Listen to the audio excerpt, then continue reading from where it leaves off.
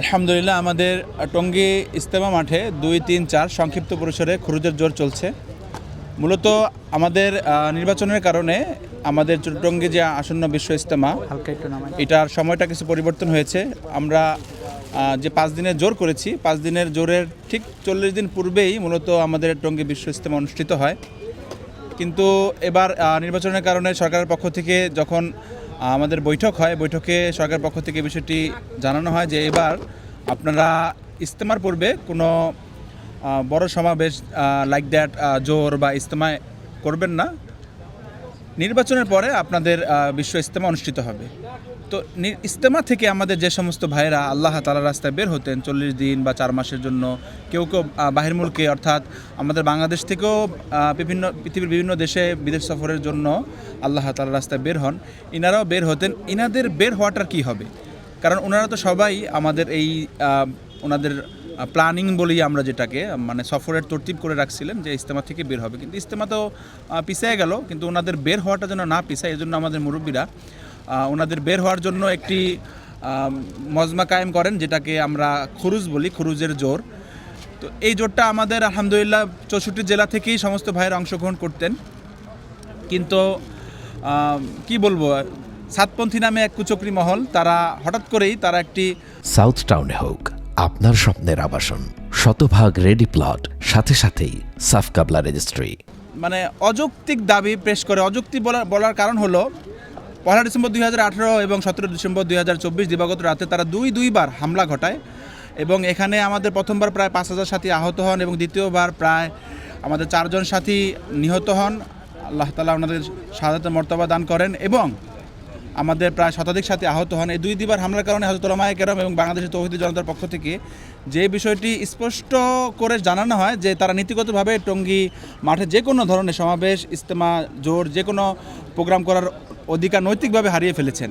এবং তখন ঠিক ইন অফ দ্য মুভমেন্টে সরকারের সাথে তারা যখন বসেন, তখন সরকারের পক্ষ থেকেও তাদেরকে এই বিষয়টি স্পষ্ট করা হয় প্রজ্ঞাপনের আলোকে, যেটা ইতিমধ্যে আমরা আপনাদেরকে দিয়েছি যে আপনারা এই বছর করতে পারেন ইজতেমার, সমস্যা নেই, কিন্তু এই শর্ত পূরণ সাপেক্ষে যে এই বছরই আপনারা ইজতেমা করবেন, পরবর্তী বছর থেকে আপনারা কোনো জোর বা ইজতেমা এই টঙ্গী মাঠে করতে পারবেন না। এই শর্ত পূরণ সাপেক্ষে শুধু আপনারা এই বছর ইজতেমা করতে পারবেন।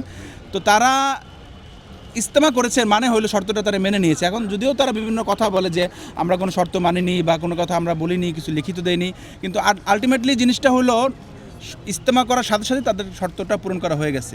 কিন্তু তারা যে অযৌক্তিক দাবিটা পেশ করে যে তারা যদি এখন খুরুজের জোর করে, যেটা আমাদের 64 জেলা সাথীরা আর যারা আল্লাহ রাস্তায় বের হতেন তারা এখানে অংশগ্রহণ করতেন, আমরা তাহলে ইজতেমা করব। এই অযৌক্তিক দাবির কারণে সরকারও এই জিনিসটা নিয়ে হইতে পারে প্রশাসনের পক্ষ থেকে চিন্তা করেছেন যে নির্বাচনের আগে যদি এত বড় একটা জমায়েত হয় তাহলে আমাদের পক্ষ থেকে এটা বিষয়টা অনেক কঠিন হয়ে যেতে পারে। এজন্য ওনাদের পক্ষ থেকে একটি নিষেধাজ্ঞা আসে, একটা প্রজ্ঞাপন দেওয়া হয়। আমাদের হযরত উলামায়ে কেরাম, আমাদের তাবলিগের মুরব্বী হযরতরা, যারা হযরত উলামা, আমাদের মুরব্বীরা যারা তাবলিগ জামাত বাংলাদেশ শুরায়ে নিজামের অধীনে থেকে মেহনত করছেন, এনারা সবসময়ই আমাদের সরকারের যে কোনো প্রজ্ঞাপন, যে কোনো সিদ্ধান্তের উপর শ্রদ্ধাশীল এবং এইবারও তার ব্যতিক্রম ওনারা করেননি। যদিও আমাদের দেখতেছেন যে আমরা মৌখিকভাবে একটি সংক্ষিপ্ত পরিসরে জোর করার অনুমতি পেয়েছি, যেখানে আমাদের বিদেশি মেহমানরা অংশগ্রহণ করেছেন বিদেশি খিত্তায়, এবং শুধু ঢাকা জেলা সাথীরা যেন ওনারা একটা জায়গা থেকে আল্লাহ রাস্তায় বের হতে পারেন। এজন্য টঙ্গী টিন শেডে আমাদের মাঠের উত্তর পূর্ব কোণায় যে মসজিদটা রয়েছে ওইখানে সাথীরা জমায়েত হয়ে আল্লাহ তাআলার রাস্তায় বের হচ্ছেন। এখানে আমাদের প্রায় গতকালকের হিসাব অনুযায়ী আমাদের 70টি দেশ থেকে 2000-এর অধিক মেহমান বর্তমানে মাঠে অবস্থান করছেন। এর সংখ্যাটা আরও বেশি হতো। প্রজ্ঞাপন পাওয়ার সাথে সাথে আমরা বিভিন্ন দেশে জানিয়ে দিয়েছি আপনারা এবছর এখন আইসেন না, আমাদের পরবর্তী সময় হুকুমতের পক্ষ থেকে অর্থাৎ সরকারের পক্ষ থেকে কোনো সিদ্ধান্ত আসলে আমরা আপনাদেরকে অবগত করব, তখন আসেন। কিন্তু যারা এসে গেছেন তাদের কি করণীয়? তো সরকারও বিষয়টা যাতে বাংলাদেশের ভাবমূর্তি পুরো দুনিয়াতে এটা নষ্ট না হয় এই বিষয়কে কেন্দ্র করে কিছুটা কনসিডার করছে এবং আমাদের আলহামদুলিল্লাহ সংক্ষিপ্ত পরিসরে খুরুজের জোরের জন্য অনুমতি দিয়েছেন। এখন আপনারা যেখানে অবস্থান করতেছেন এটা বিদেশি খিত্তা, আলহামদুলিল্লাহ আপনার পিছনেও দেখতেছেন আমাদের বিদেশি মেহমানরা, ওনারা কেনাকাটা করতেছে, এটা একটা দোকান, ওনাদের জরুরতের আসবাব ওনারা ক্রয় করছেন। বাকি 64 জেলা সাথীরাই ওনারা নিজ নিজ জেলা থেকে, অর্থাৎ তাদের যে নিজ জেলা আছে ঢাকা বাদে অন্যান্য জেলা থেকে ওনারা আল্লাহ তাআলার রাস্তায় বের হচ্ছেন।